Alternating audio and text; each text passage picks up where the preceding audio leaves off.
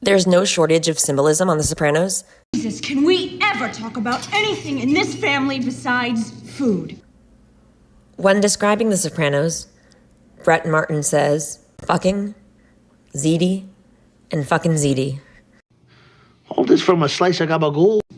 In the case of Tony Soprano, while we most often see him indulging, there are certain moments where he holds back. What's happening during these moments? Just tell Dad to let him go anywhere he wants, okay? Come here. Coach Hauser is the coach of Meadow Soprano's high school soccer team, and Meadow reveals that Coach Hauser has been having sex with one of Meadow's teammates, a girl named Allie. I should be more specific. It's statutory rape. Because of how nasty that situation was, even a person like Tony Soprano didn't have an appetite. Here, he pretty much pushes his plate away. It was personal. It involved his daughter. But because of the specific circumstances, he had to hold back.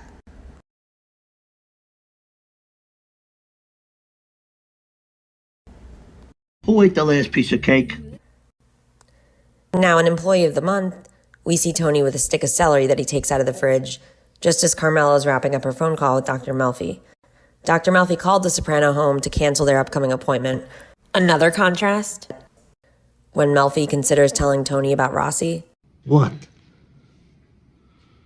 I mean, you want to say something? The lines are also blurred when Melfi accidentally blurts out Tony's name to Elliot. Last time, she mentioned that maybe you would come into my therapy. This also seems like a bit of a contrast. Tony normally tries to be the strong, silent type. He barely wants to go to therapy, let alone with his wife. But here, he's being pretty proactive. Let's not forget Tony had recently had a panic attack when taking his gabagool out of the fridge. So once he saw that there wasn't any cake left, I guess celery was his next best option. I'll take an egg. You want an egg? Bobby, make my nephew an egg. I don't want any. Steaks and Newport fries.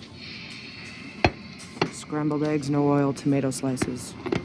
And then there are those moments where Tony makes an attempt to eat healthy, but then something happens.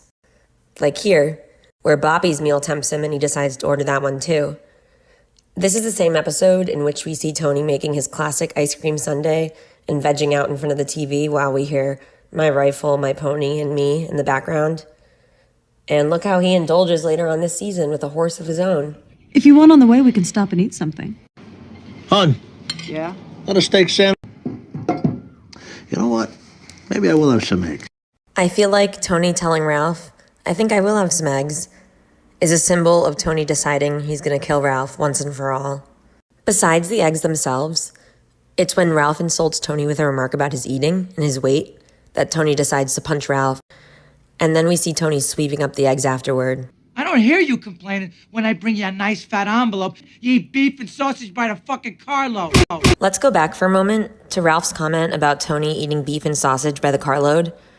After Tony and Christopher clean up, they sit on the couch, chill and watch TV, and Tony's eating peanut butter out of a jar. I guess he figured Ralph wouldn't be needing it anymore, and maybe Tony took Ralph's words to heart about beef and sausage, so he wanted to get a little bit of protein from a different source. For the record, a whole video could be spent on eggs in The Sopranos. I just wanted to note that I'll be coming back to this subject in another video. I think I'll take an egg. Make us a couple eggs. You and Tony egg again. So stay tuned. Oh, and about that, the weight. While we're on the subject of Ralph and weight, we can think about another big conflict involving Ralph that has to do with food and poking fun at people's weight. Made men were almost killed over it. In Funhouse, Tony overindulges, to say the least, but he comes to a major realization about his friend, who is a rat. You good? Before you say anything, have you lost a little weight? You think? Huh? In the case of Jack Masserone here, it's a comment that has to do with Tony's eating habits. Have you lost a little weight? That leads Tony to the conclusion that Jack Masserone is a rat. Said I looked like I lost some weight. Motherfucker.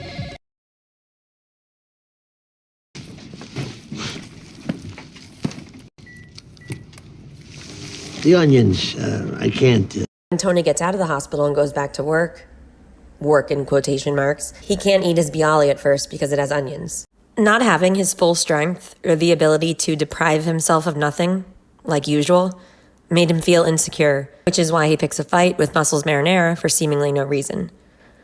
Food often subtly creeps into things, even if it's not necessarily super obvious on the surface. This also makes me think of Tony asking Bobby how much he weighed after seeing Bobby playing basketball and looking like he was getting a pretty good workout. Onion rings.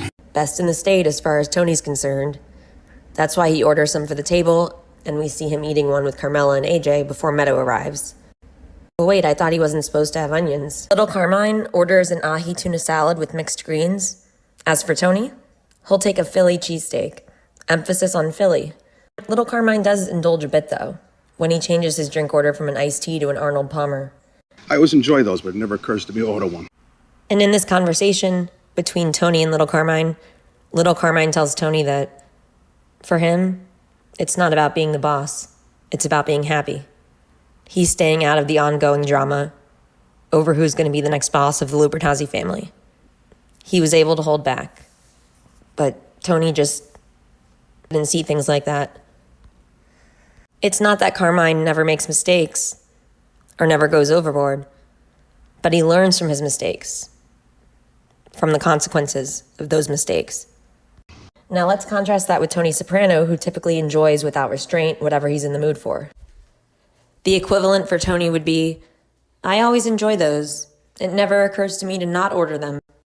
This little section's called Before and After, aka Before and way before. When you're married, you'll understand the importance of fresh produce. No, the situation ain't all bad. I haven't had a green vegetable in over a week. You ought to turn that one link there. Steak's done. You think so? It keeps cooking even if it's off the flame. You want some lunch? I got eggplant. I can't eat eggplant no more because of my stomach. It put me into a relapse. So what, no fucking Ziti now? Hey! Karen Ziti. food can also be a trigger for Tony's panic attacks. In fact, his very first one happens after seeing his mom cutting up the meat from Satriali's. The lady loves her meat.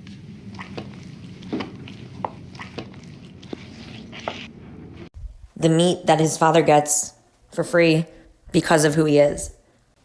And when he has a panic attack at the beginning of season 3, it's after he takes that food out of the fridge.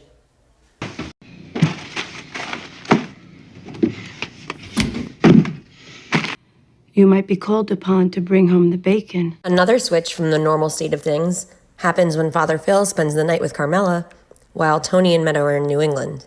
When they return, Tony learns that there's no more ziti. The entire tray had already been eaten. It wasn't Bobby. It was eaten by the priest, of all people. So what, no fucking ziti now? It's funny, Father Phil was actually there when Anthony Jr. first said that. Any cold pasta? There was some ziti, but it all got eaten. The whole tray? I know this is hard for you to believe, but food may not be the answer to every problem. I'd stop to eat, but I don't want to get to the hospital after Tony. Not hungry. And when life tragically imitates art. The way you fucking eat, you're gonna have a heart attack by the time you're 50. Oh, sit down. Not 50, but 51. Extremely close. And then this topic gets brought up once again in Cold Cuts. Because you know what Tony's gonna say. Let him come up here and dig then. Please. He's a heart attack waiting to happen. I'm so sick and tired of hearing you people talk about food. Sorry, Chrissy, but there will be some more food videos in the future. But in the meantime, thanks for watching, and I hope you enjoyed the video, and I'd love to hear from you as always.